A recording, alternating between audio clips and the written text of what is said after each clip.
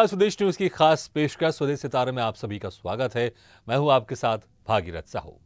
स्वदेश सितारे में आज हम रूबरू होंगे अभिनेता अश्वथ शर्मा से। अश्वथ शर्मा फिल्म और टेलीविजन के एक अभिनेता हैं और इनका जन्म दिल्ली में हुआ। एजुकेशन बीबीए की पढ़ाई की और दिल में एक्टिंग की दुनिया में आगे जाने का था, एक सपना था। इसी के चलते दिल्ली में इन्होंने थिएटर की शुरुआत की। वहां पर कुछ सालों तक लगातार रंगमंच में अभिनय के क्षेत्र में अपने आप को निखारा। उसके बाद फिर मुंबई का रुख किया और मुंबई में कुछ समय के स्ट्रगल के बाद पहला ब्रेक इनको टीवी शो और प्यार हो गया में मिला। इसमें आभास खंडेलवाल की भूमिका निभाई, जो कि एक पैरेलल लीड किरदार था। इस टीवी सीरियल में दर्शकों द्वारा इस किरदार को काफी पसंद किया गया। इसके अलावा टीवी सीरियल बहुत ही लोकप्रिय टीवी सीरियल बालिका वधू में अहम किरदार में नजर आए। तो बेगूसराय में श्वेता तिवारी के साथ अभिनय किया है। तो टीवी सीरियल ख्वाबों की जमीन पर इस टीवी सीरियल में नेगेटिव लीड किरदार निभाया है। इसके अलावा धारावाहिक साडा हक में भी अहम किरदार में नजर आए। इसके अलावा अगर हम फिल्मों की बात करें तो अश्वथ शर्मा ने रामगोपाल वर्मा द्वारा निर्देशित फिल्म डी कंपनी में नायक की भूमिका निभाई है। इस फिल्म में लीड रोल निभाया है अश्वथ शर्मा ने। इसके अलावा वेब सीरीज दहनम में भी नायक के किरदार में नजर आए हैं, लीड भूमिका निभाई है इस वेब सीरीज में। तो बहुत जल्द इनकी एक वेब सीरीज आने वाली है एक और, जौहरी के नाम से, और इस वेब सीरीज में भी लीड किरदार में नजर आएंगे। इसके अलावा लिखने का भी इनको शौक है। अभी एक वेब सीरीज इन्होंने हाल ही में लिखी है और एक फिल्म की स्क्रिप्ट भी इन्होंने लिखी है और बहुत जल्द वो चाहते हैं कि इसके ऊपर फिल्म बने। तो आज हम इनसे रूबरू होंगे और जानेंगे इनके अभिनय के सफर के बारे में। और जब तक आप तस्वीरों में देख सकते हैं आज के हमारे मेहमान अश्वथ शर्मा को। दिल्ली में कई सालों तक रंगमंच किया, उसके बाद फिर जैसा कि हर कोई चाहता है जो एक्टर होता है और जिसको हिंदी फिल्म इंडस्ट्री में काम करना है या हिंदी टीवी सीरियल में काम करना है, तो वह मुंबई का रुख करता है। उसके बाद इन्होंने भी वहां पर दिल्ली में रंगमंच सीखा, फिर दिल्ली के बाद मुंबई का रुख किया और वहां पर अपनी मेहनत के दम पर टीवी सीरियल और प्यार हो गया से इन्होंने अपने टीवी जगत की शुरुआत की। इसके बाद फिल्मों में भी नजर आए हैं। फिल्म इनकी डी कंपनी में एक लीड किरदार के रूप में नजर आया और दहनम इनकी वेब सीरीज जिसमें नायक की भूमिका निभाई है। और इस वक्त हमारे साथ सीधे जुड़ गए अभिनेता अश्वथ शर्मा। अश्वथ जी, आपका बहुत बहुत स्वागत है स्वदेश न्यूज की खास। Thank you so much.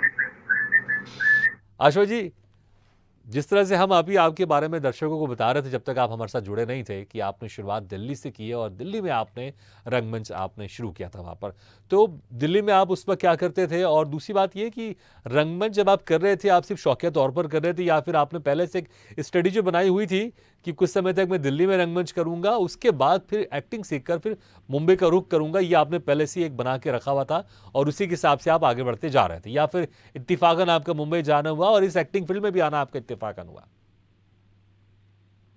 लेकिन बचपन से ही था, मैं हाँ बहुत क्लियर था कि मुझे एक्टर ही बनना है। जी। तो दिल्ली दिल्ली में मैंने 1.5 साल थिएटर किया। हाँ बाकी कॉलेज में भी मैं करता था, like I used to be active part of theatre group. जी।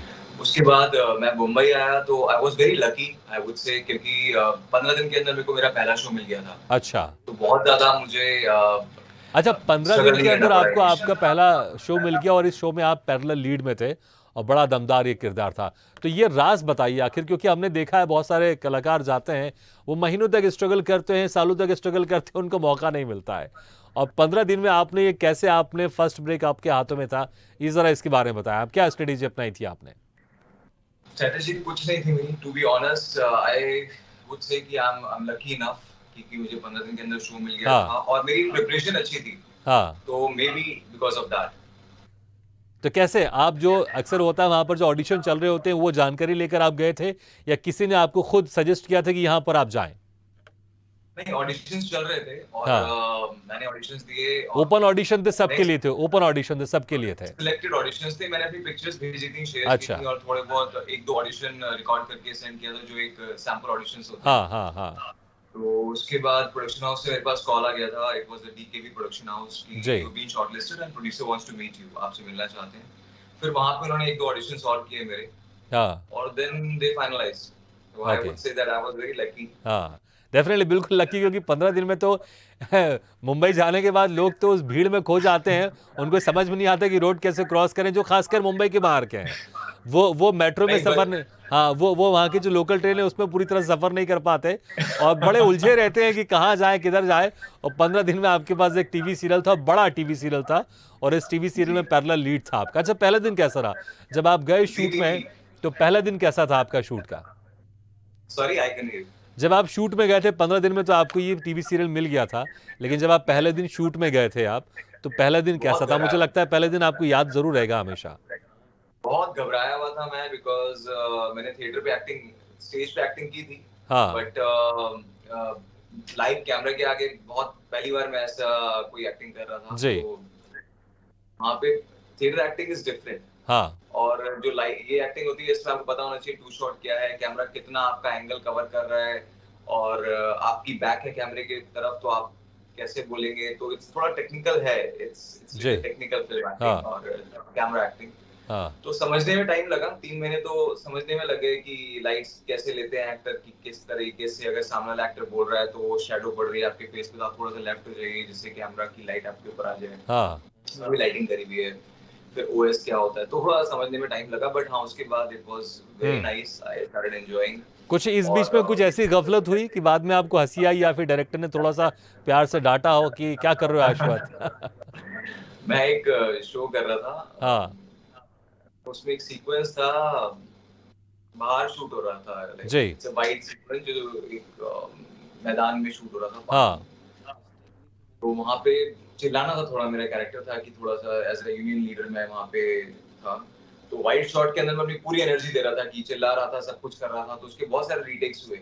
हाँ। बाय द टाइम 2-3 घंटे के बाद उसमें कम से कम 25-40 टेक होने के बाद जब कैमरा मेरे फेस पे आया, तब मैं बिल्कुल, मेरी एनर्जी डाउन हो चुकी थी, बिकॉज मुझे पता मेन, जब डायरेक्टर ने मुझे बोला कि मेन एनर्जी यहीं दिखानी है, हाँ। Because it's your close shot. Okay.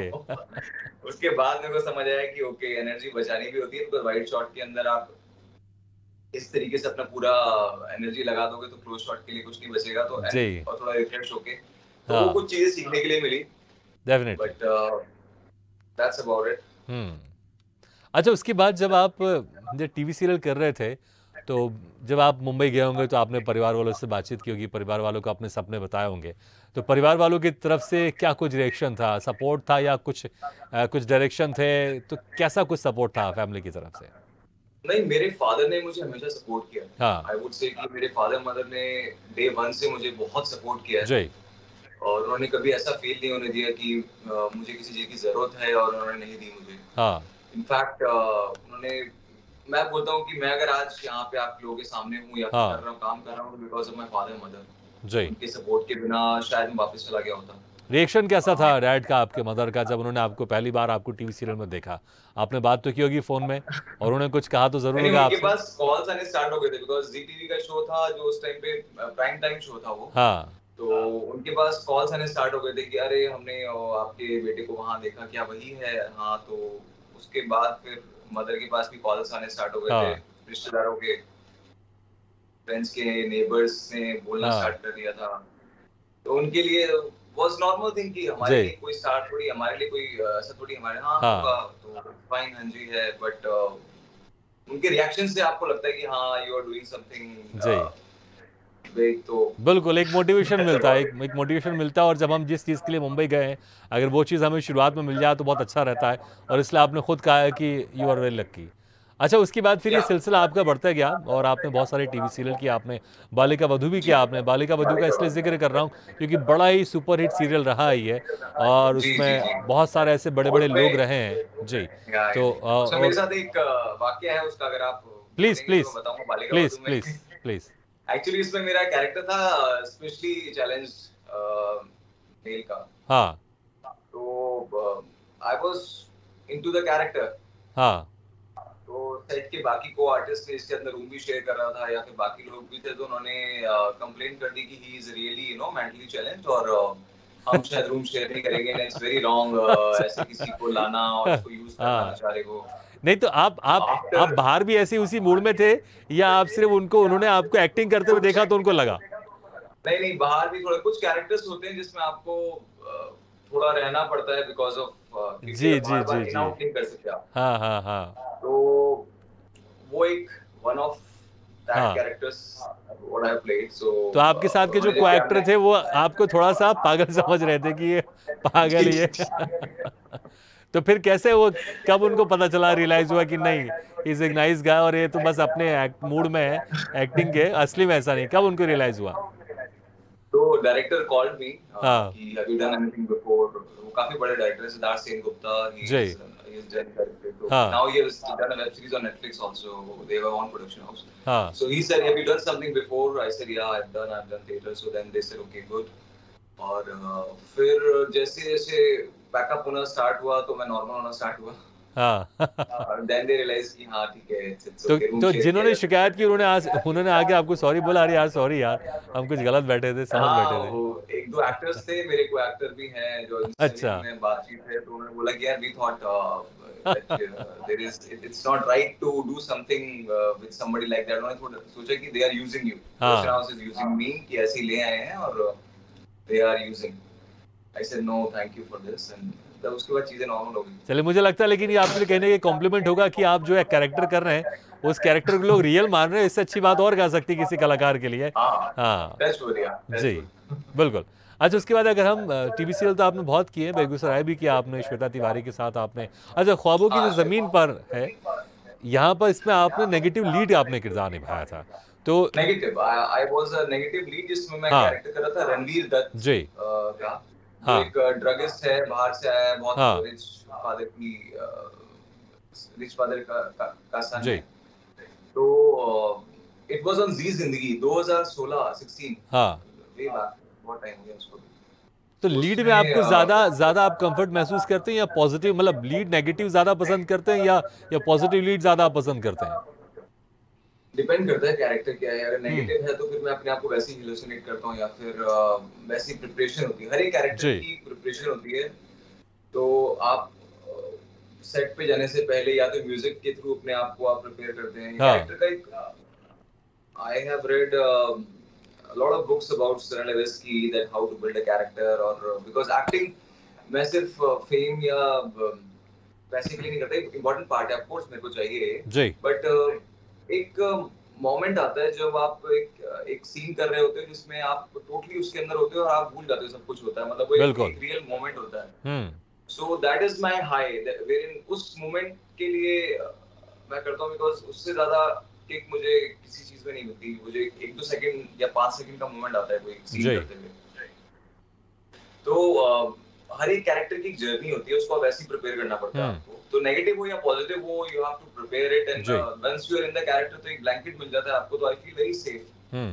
तो वैसा है मेरे साथ। अच्छा टीवी सीरियल में डायलॉग बड़े संवाद बड़े अच्छे से इंटरेस्टिंग होते हैं, तो कोई कुछ डायलॉग आपको, कुछ लाइन आपको याद आ रही है? आपको कुछ अगर याद आ किस रही हो चीज तो के मुझे अनुसार?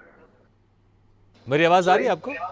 हाँ जी, हाँ जी। मैं कह रहा हूँ टीवी सीरियल में डायलॉग होते हैं, जो संवाद होते हैं, बड़े इंटरेस्टिंग होते हैं, लोग बड़े पसंद करते हैं। देखो ऐसा कोई लाइन जो बड़ा फेमस हुआ हो और जो आपको आज भी याद है और जो आपको बड़ा पसंद आता हो, तो मुझे लगता है दर्शक जरूर सुनना चाहेंगे। अगर कोई ऐसा कोई लाइन अगर आपको याद हो, कोई डायलॉग्स।